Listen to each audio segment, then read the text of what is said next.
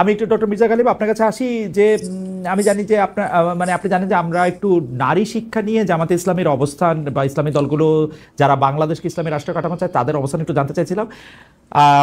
সেটা বলার আগে আমাদের দর্শকদের দুই একটা মন্তব্য আপনাকে পড়ে শোনাই, যেই কারণে আমি আসলে এই ব্যাপারগুলিতে আসলেই পরিষ্কার হতে চাই। উনার নাম মাসুম স্টক, উনার নিশ্চয়ই মানে অন্য নাম আছে, উনি মাসুম স্টক। উনি বলছেন জিজিয়া কর নিয়ে খালেদ মহিউদ্দিন এর আগেও অনেককেই প্রশ্ন করেছেন, উত্তর পাওয়ার পরে উনি আটকানোর জন্য এই বিষয়টি নিয়ে আসলেন। আমি আপনাকে পরিষ্কার করতে চাই, আটকানো না, আমি এটা পরিষ্কার অবস্থান জানতে চাই। জামাতে ইসলামী যদি ভবিষ্যতে কোনোদিন ক্ষমতায় আসতে পারে বা ইসলামী দলগুলি ক্ষমতায় আসতে পারে, এটা ধরে নিয়েই আমাকে আসলে প্রশ্ন করতে হয়, আটকানোর জন্য না। আমার একটা স্পষ্ট অবস্থান আমি চাই যে এটার মধ্যে স্পষ্ট অবস্থানটা কি। আমি একটা মিনিট বলি খালেদ ভাই, আমি এই প্রশ্নকে অ্যাপ্রিশিয়েট করি। আমি মনে করি ইসলামী আমার কাছে মনে হয় যে আমাদের অন্যান্য নেতৃবৃন্দ আমার এই প্রশ্নকে এপ্রিশিয়েট করেছেন, কিন্তু আপনি খেয়াল করেন মোহাম্মদ মিজান উনি আরেকজন দর্শক, উনি বলছেন খালেদ ভাই শরিয়া নিয়ে আপনার ইনিয়ে বিনিয়ে কথা আমার ভালো লাগে না। সো মানে মানে আমি এই প্রসঙ্গগুলি কেন আমি পরিষ্কার হইতে চাইতেছি, কারণ আমার মতো নিশ্চয়ই আরো অনেকেই আছেন যারা শরিয়া নিয়ে ইনিয়ে বিনিয়ে অনেক কিছুই জানতে চান, কারণ আমাদের জানতে চাওয়ার অধিকার আছে। আমি একইভাবে বিএনপি রাজনৈতিক অবস্থানও জানতে চাই, গণতন্ত্রের ব্যাপারটাও জানতে চাই, আওয়ামী লীগ আমলেও আমি আওয়ামী লীগের ব্যাপারটাও জানতে চাইছি, জানতে চাওয়াই আমার হচ্ছে কাজের মধ্যে পড়ে। তো নারী শিক্ষাটা আসলে কিভাবে হবে, কেউ কেউ এক্সট্রিম জায়গা থেকে এটা বলেন যে নারীদের জন্য আলাদা শিক্ষা প্রতিষ্ঠান করতে হবে, নারীরা একসাথে শিক্ষাই নিতে পারবে না। জামায়াতে ইসলামের অবস্থানটা আসলে কি শিক্ষার জায়গা থেকে? ছোট আমি আগে প্রশ্ন করি যে ইসলামী রাজনীতি কিভাবে মডার্ন ন্যাশনাল স্টেটের মধ্যে কাজ করবে, এটা খুবই কমপ্লিকেটেড একটা কোশ্চেন, এবং যেই কারণে এই রাজনৈতিক যে পজিশন এগুলো নিয়ে খোলামেলা আলাপ আলোচনা হইতে হবে। খোলামেলা আলাপ আলোচনা না হলে তো জনগণ জানবে না যে একটা ইসলামী রাজনৈতিক দল কি করতে চায়, এবং জনগণ যদি না জানে তাহলে তো সে যথেষ্ট আস্থার সাথে ভোট দিতে পারবে না। আবার যারা ইসলামিক রাজনৈতিক দল আসলে পরে এক ধরনের ভয়ে থাকে যে কি হবে না হবে, তাদের এই ভয় এবং শঙ্কাও দূর হবে না। তো এই কারণে একেবারে খোলামেলাভাবে এই এজেন্ডাগুলো ধরে ধরে যদি আলোচনা হয় তাহলে সেটা একটা ভালো গণতান্ত্রিক সমাজ দিবে। এই কারণে আমি এই আলোচনার পক্ষে। এবার আমি স্পেসিফিকলি আপনার কোশ্চেনে আসি যে দেখেন, নারীদের পড়াশোনার ব্যাপারে জামাত ইসলামের এবং বাংলাদেশের অন্যান্য ইসলামিক দলগুলো যদি দেখেন, পড়াশোনার ব্যাপারে সাধারণত কোনো নেগেটিভিটি নাই। খুব মাইনর কিছু অপিনিয়ন আছে, কিন্তু মেজরিটি ইসলামিস্টরা তারা পড়াশোনা করতে পারবে, তাদের চাকরির ব্যাপারেও কোনো নেগেটিভিটি নাই, তারা চাকরি করতে পারবে।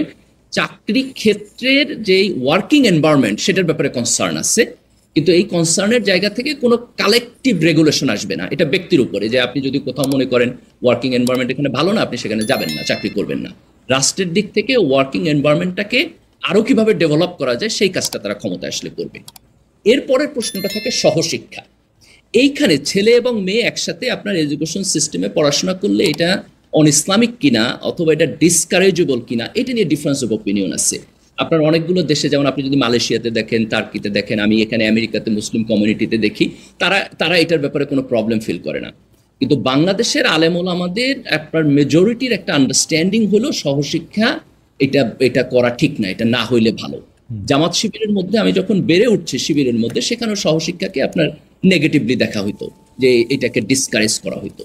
তো সেই জায়গা থেকে এখন জামাতের এখানে পজিশন কি, মোরাল পজিশন বা ইসলামিক পজিশন কি, এটা আমি বলতে পারবো না। এটা খুব এলাবোরেটলি আলাপ আলোচনা হয়েছে কিনা, এটা এক ধরনের হয়তো কনফিউশনের মধ্যে আছে। কিন্তু আমি যদি জামাতের রাজনৈতিক এজেন্ডা দেখি, তারা কোথাও মানে ক্ষমতায় আসলেই এটাকে লিমিট করবে এটা বলে নাই। ডক্টর গালিব, এই যে ডিফারেন্সেস অফ ওপিনিয়ন আছে, আল আজহার বিশ্ববিদ্যালয়ে সহশিক্ষা আছে কি নাই, মদিনা বিশ্ববিদ্যালয়ে সহশিক্ষা আছে কি নাই, বা ইসলামিক এনলাইটেনমেন্ট যেসব জায়গায় হয়েছে সেসব জায়গায় সহশিক্ষা আছে কি নাই, সেটা নিয়ে আপনি আসলে 100 রকমের ডিফারেন্সেস অফ ওপিনিয়ন আছে, সেটা আমরা জানি। আমার প্রশ্নটা তোলার প্রেমিসটা হইল, জামায়াতে ইসলামী বা অন্য ইসলামিক দলগুলো এইটা পরিষ্কার কেন করে না? এইটার মধ্যে আমি কায়েমি স্বার্থ দেখি যে যদি কোনোভাবে ক্ষমতায় আসতে পারি, আমার মনে যা আছে তা আমি করব, অথবা কায়েমি স্বার্থটা আমি দেখি না কি হয়, কোন দিকে বাতাস যায় সেদিকে আমি এটা করি। একটা আদর্শবাদী দাবি করা রাজনৈতিক দলের অবস্থান এরকম হইতে পারে না। এইটা আমার কাছে একটা ঝামেলার জায়গা মনে হয়। এটাকে ডিফারেন্টলি দেখি, যেমন কোনো একটা জিনিস, মানে আমি আমার জায়গা থেকে বলি, আপনার সাথে হয়তো ডিফারেন্ট হবে, আপনি তখন দেখতে পারবেন। আমি এটাকে যেভাবে দেখি, যে যেইটা ইসলামে আনকন্ডিশনালি হারাম, যে ধরেন যে কোনো ডিফারেন্স অফ ওপিনিয়ন নাই, সবাই বলছে এটা হারাম, সেটার ক্ষেত্রে আপনি দেখবেন খুব স্ট্রেট ফরওয়ার্ড পজিশন নিতে, সেটা হারাম, এটা আমরা করবো না, এটা বাদ দিয়ে দিব। যেইটা ধরেন আপনি 90% লোক অ্যাকসেপ্ট করছে এটা হালাল, সেটার ব্যাপারে আপনার খুব স্ট্রেট ফরওয়ার্ড পজিশন নিচ্ছে, আমরা এটা করব। যেটা মাঝখানে ডিবেটেবল, সেই জায়গাতে তারা কনফিউশনে ভুগে যে যেহেতু এটার পক্ষ কিছু লোক আছে বিপক্ষ কিছু লোক আছে থিওলজিক্যালি, তো এটাকে আমি যদি এখন অ্যাড্রেস করি তাহলে অ্যাড্রেস করলে বলে এটা নিয়ে হয়তো আবার একটা ইন্টারনাল সমালোচনা হবে। তো এইটার কারণে হয়তো তারা অ্যাড্রেস করে নাই, এটা এক। আর একটা হলো রাজনীতিতে তারা হয়তো এই পজিশনও এখন পর্যন্ত যায় নাই যে এটা ওপেনলি অ্যাড্রেস করতে হবে। আমার বোধ হয় যে আগস্টের পরে দিস দ্য ফার্স্ট টাইম জামাত অনেক বেশি লাইমলাইটে আসছে, এখন এটা অ্যাড্রেস করতেই হবে। তো এটা আপনি যেভাবে সুবিধাবাদের জায়গা থেকে দেখেন, আমি এইভাবে দেখি না, আমি এটাকে একটা প্র্যাকটিক্যাল প্রবলেম হিসাবে দেখি। এবং আমি মনে করি যে একটা ইসলামিক রাজনৈতিক দল যখন সমাজে অ্যাডভান্স হবে তখন এই ইস্যুগুলোকে স্ট্রেট ফরওয়ার্ডলি অ্যাড্রেস করা বাদে সে অ্যাডভান্স হতে পারবে না। আমার কাছে থেকে দেখে এটা মনে হয়েছে। ডক্টর গালিব, আমাদের একটা প্রশ্ন আছে দর্শকের প্রশ্ন থেকে নেওয়া, কিন্তু আপনি এটা 1 মিনিটে যদি প্রশ্নের উত্তর দেন তাহলে আমাদের জন্য ভালো হয়। ওনার নাম ওয়াস, মানে WASEIK, আমি ওনার নাম ওয়াসিক হতে পারে কিন্তু দুই শব্দ।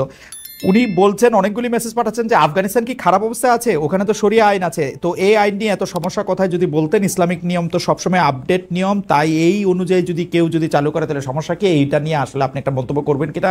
আফগানিস্তান এখন খারাপ অবস্থায় আছে কিনা? আমরা জানি যে অর্থনৈতিক অবস্থা আসলে আফগানিস্তান অনেকভাবে ভালো আছে কি খারাপ আছে সেটা নিয়ে অনেক রকম ডিবেট করা যায়, কিন্তু আফগানিস্তান ভালো নাই আসলে, আফগানিস্তান অর্থনৈতিকভাবে খারাপ অবস্থায় আছে। এখন এটা ডক্টর গালিব যদি একটু বলেন। জি, তাদের পারফরমেন্স যদি আমরা এভালুয়েট করতে চাই তাহলে আমাদের আরো সময় লাগবে। একটা যুদ্ধ বিধ্বস্ত দেশে তারা মাত্র আসছে, তো আমার বোধ হয় যে আরো কিছু বছর গেলে পরে আমরা তাদের মডেলকে অ্যানালাইসিস করতে পারবো। এখন আমাদের হাতে এনাফ ডাটা নাই তাদের ব্যাপারে কনক্লুসিভ কমেন্ট করার। এবং বাংলাদেশ আফগানিস্তানের মতো দেশ চান কিনা সেই প্রশ্ন আমি চরমনায়ের পীর সাহেবকে করছিলাম। এই তুলনাটাই এই যে ধরেন আফগানিস্তানের মতো দেশ হিসেবে ব্র্যাকেটেড করা, ইরানের মতো না, শুধু আফগানিস্তানের মতো না, আমি ইরানের মতো মালয়েশিয়ার মতো না, এইটা আমার কথা কারো মতো না। আমাদেরকে যেটা করতে হবে যে একটা ইসলামিক রাজনৈতিক দল যখন রাজনীতি করতে আসবে তার ভিশনটা কি আমার দেশের জন্য এবং স্পেসিফিক জায়গায় কি, এইটা আমি মানে এইটা কেস বাই কেস। আপনি যেভাবে আমাকে প্রশ্ন করতেছেন এই প্রশ্নগুলো আপনার জামাতের নেতাদের করতে হবে। জামাতের তার আভ্যন্তরীণ প্রোগ্রামে আলোচনা করে একটা স্ট্যান্ড নিতে হইব এবং এটা জনগণকে বলতে হবে। আমি মনে করি এইভাবেই ইসলামিক রাজনীতিটা একটা মানে গণতান্ত্রিক স্পেসে পারস্পরিক আস্থার জায়গায় গিয়ে দাঁড়াবে। আপনি মানে মনিয়াপার কাছে আসি। মনিয়াপা প্রশ্নটা করে গেছিলাম, অনেক দর্শক আসলে নানা রকম মতামত করতেছেন। আমি শুধু একটা মতামত আপনার সামনে একটু তুলে নিয়ে আসি। আপনি বললেন যে ভিসি, ঢাকা বিশ্ববিদ্যালয়ের ভিসি আপনার সাথে খারাপ ব্যবহার করেছেন, আপনি কি একটু ইলাবোরেট করবেন কিনা? আপনার সঙ্গে না, মানে বিএনপির সঙ্গে খারাপ ব্যবহার করেছেন সেইটা আপনি ইলাবোরেট করবেন কিনা? অনেকেই বলতেছেন যে না, আপনার এই কথা ঠিক না। দেখেন, এটা তো আমার লুকোছাপার কোনো কিছু নাই, এটা ওপেন তুই তুকারি পর্যন্ত করেছে একটা ভিসি। অতদিনের ওই বিশ্ববিদ্যালয়ে উনি পড়ান নাই, উনি ওই বিশ্ববিদ্যালয়ের ছাত্র ছিলেন না, তো উনি তুই তুকারি অনেক দিনের সম্পর্ক থাকলে একটা ঠিক আছে। উনি হঠাৎ করে উত্তেজিত হয়ে তুই তুকারি, যদি আদর করে তুই তুকারি শাসন করা তারই সাহায্যে সোহাগ করে, যে আদর করে যদি না বলতে পারেন তাহলে তুই তুকারি করতে পারেন না। এই সাম্যকে নিয়ে কিন্তু উনি এই কাজগুলো উনি করেছেন এবং উনি ওপেন কোনো আশকারা দেয় নাই। মিনিমাম একজন খুন হওয়া একজন মানুষ, সেই মানুষের জন্য যখন আন্দোলনের রত ছিল ছাত্রদের সাথে, সেই অবস্থাটা উনি করেন নাই, করলে উনি ভালো করতে পারতেন। তো এইখান থেকে আমরা বলতেই পারি যে ওনার বিহেভটা নিয়ে এই কথাটা বলতেই পারি। এবং সামনে যারা আপনাকে এই প্রতিবাদগুলো দিয়েছেন, সামনে ডাকসু নির্বাচন আছে, আমার মনে হয় খেলা আরো জমবে, ওনার বিহেভ, ওনার অনেক কিছু আরো ওপেন হবে, আমরা দেখতে থাকবো। আর কি বলবো, এটাই আমাদের একমাত্র লক্ষ্য। যারা শিক্ষা প্রতিষ্ঠানগুলো এইভাবে দখল করেছে, আপনি দেখেন যে খুলনার ভিসি কি করেছিল, খুলনার ভিসিকে কিন্তু আন্দোলনের মুখে চলে যেতে হলো, অথচ ছাত্রদল নিয়ে উনি যখন যে বিহেভটা করলেন সেখানে কিন্তু কোনো আন্দোলন হলো না। কারণ আন্দোলন হবে কিভাবে? আপনার শস্যের ভিতর ভূত থাকে, শস্যের ভিতর যখন ভূত আছে তখন আন্দোলনটা আর ওইভাবে আগানো যায় না। আর বিএনপিও প্রতীক্ষা করছে, তা সাম্যর সেই আত্মীয়কে আমি বলতে চাই, আপনারা ধৈর্য ধরেন। বিএনপি প্রতীক্ষা করছে, বিএনপি নির্বাচনটা কোনোভাবে, একটা অনির্বাচিত সরকারের কাছ থেকে অনেক কিছু পাওয়া যায় না চাইলেই, অনির্বাচিত সরকার অনেক কিছু থেকে নিজেকে রেহাই দিতে পারে। তো সেই জন্য একটা নির্বাচিত সরকার আসুক, অবশ্যই আমরা আমাদের সন্তানের বিচার পাবো, আমাদের ভাইয়ের বিচার পাবো, এবং বিচারটা যেন ত্বরিত হয় আমরা সেই চেষ্টা করব, এটাই আমি বলতে চাই। আর আপনি মনে হয় মামলা মোকদ্দমা নিয়ে কথা বলেছিলেন, মামলা মোকদ্দমার যে ব্যবস্থা খালেদ ভাই, সেটা হলো যে হ্যাঁ, এটা সত্যি মামলা বাণিজ্য আগেও হয়েছে, এখনো হচ্ছে, হয় নাই তা বলবো না। আপনার যেমন ধরেন, আমি আওয়ামী লীগ করতো, আওয়ামী লীগের শাস্তি হোক, আমিও চাই সে যদি অন্যায় করে থাকে, কিন্তু একটা টেলিভিশনের মালিক, এই যে কয়েকদিন আগে একটা টেলিভিশনের মালিককে দেখলাম, সেইখানে তাকে খুনি হিসেবে দেখানো হয়েছে। টেলিভিশনের মালিক শেখ হাসিনার অনেক তাবেদারি করতে পারে, অনেক নোংরামো করতে পারে, অনেক কিছু করতে পারে, সেই বিষয়ে মামলা হতে পারতো। সেটা না হয়ে মাই টিভি সম্ভবত সেটা না হয়ে সেই তাকে খুনের উনি খুন করবে, এটা তো আসলে বিশ্বাস না। এই জন্য মামলাগুলোর মেরিটও অনেক সময় দেখা হয় না, মেরিটটা না ছাড়া এই বিচার না আপা, আমার প্রশ্ন ছিল যে এই বাণিজ্যগুলি অজ্ঞাত নামগুলি ঢুকায় দেওয়াটা এটা সারা দেশের স্থানীয় পর্যায়ে বিএনপি নেতাকর্মীরা করতেছে কিনা?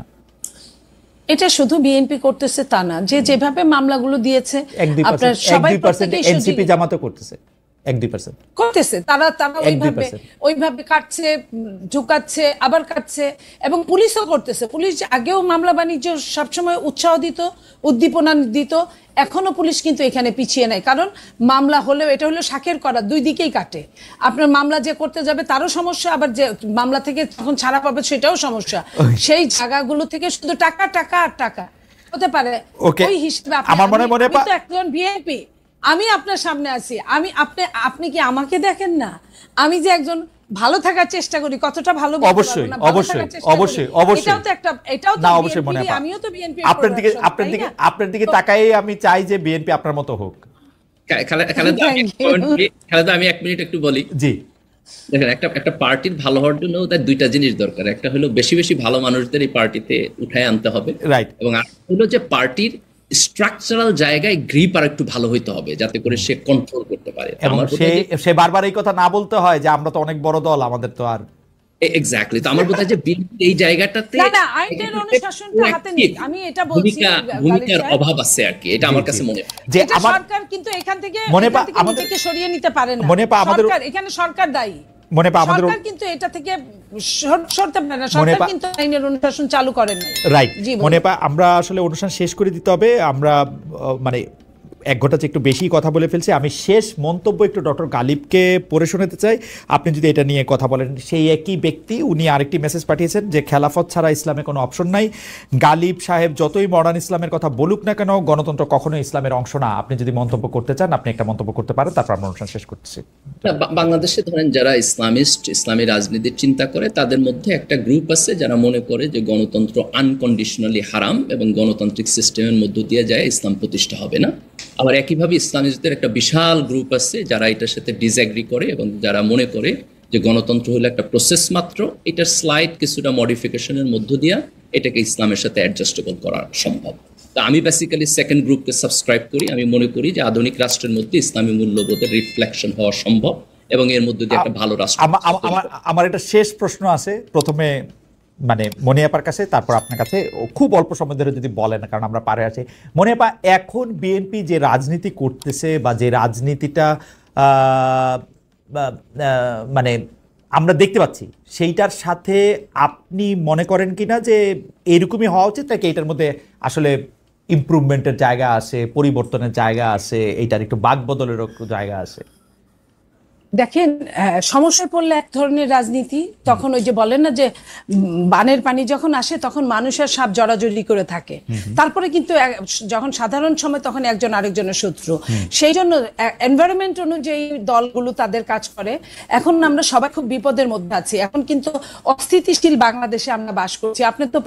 আপনি তো চলে গিয়ে বেঁচে গেছেন, আমরা আছি, আমাদের প্রতিনিয়ত যুদ্ধ করতে হচ্ছে। আমরা আগেও যেমন মনে করেছিলাম আমাদের জীবনের নিরাপত্তা নেই, এখনো কি আমরা মনে করতে পারি আমাদের জীবনের নিরাপত্তা আছে? অবশ্যই নাই। তো সেই জায়গা থেকে আমরা যখন সাফার করছি, তখন আমরা মনে করি যে দল যদি ইলেকশন যদি হয়, আমার ভোট আমি দিব, যাকে খুশি তাকে দিব। যদি এই প্ল্যাটফর্মটা দাঁড় করাতে পারে এই সরকার, দেন আমার মনে হয় বিএনপি একটা উদারনৈতিক দল। বিএনপি অবশ্য কোনো জায়গায় যদি সমস্যা মনে করে, সংস্কার চিরস্থায়ী চলমান, সংস্কার কিন্তু এখানে স্থবির হয়ে থাকে না। সংস্কারের পথে হাঁটছে, 30 দফার পথে হাঁটছে, 31 দফা আরো বেড়ে গিয়ে কখনো 35 দফা হতেই পারে।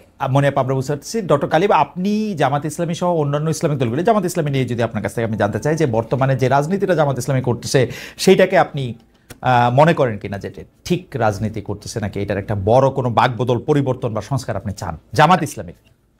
আমি মনে করি যে মানে জামাত ইসলামের কয়েকটা অ্যাডভান্টেজ আছে। একটা হচ্ছে যে এটা মানে খুব লুজ পার্টি না, খুবই অর্গানাইজড পার্টি, এবং তার ফলে তারা এক ধরনের কোয়ালিটি কন্ট্রোল করতে পারে, এবং তারা অনেস্টি এবং কোয়ালিটির যে কম্বিনেশন এখনকার প্রজন্মের মধ্যে আছে, আমি মনে করি যে এরা কালেকটিভলি এই দেশকে হিউজ কন্ট্রিবিউশন করতে পারে। জামাতের দিক থেকে শুধু একটা পয়েন্ট আমার, সেটা হলো যে পলিটিক্যাল এজেন্ডা বেস তাদের যে পজিশন, সেটাকে একেবারে খোলামেলা ভাবে জনপরিসরে তাদেরকে ব্যাপকভাবে আলোচনা করতে হবে যে দিস ইজ মাই স্ট্যান্ড। আমার মনে হয় যে আমি ডক্টর গালিবের কথার একটু একো করতে চাই, যে আমার কাছে মনে হয় যে যে রাজনীতিটাই করুক না কেন, সেই রাজনীতিটা যদি আমাদের সামনে স্পষ্ট করে, সেটা বিএনপি যদি বিএনপি রাজনীতিটা আমাদের সামনে স্পষ্ট করে, জামায়াত যদি জামাত ইসলামের রাজনীতিটা আমাদের সাথে স্পষ্ট করে, আমরা যারা সাধারণ মানুষ আছি তাদের পক্ষে চয়েসটা করা এটা সুবিধাজনক হয়। মানে চালাকি না করে যদি আমাদের সামনে আসলে ব্যাপারটা তুলে ধরা হয়, সেটা আমাদের জন্য সুবিধাজনক। মনিয়াপা, আপনাকে অনেক ধন্যবাদ ডক্টর গালিব, আপনাকেও।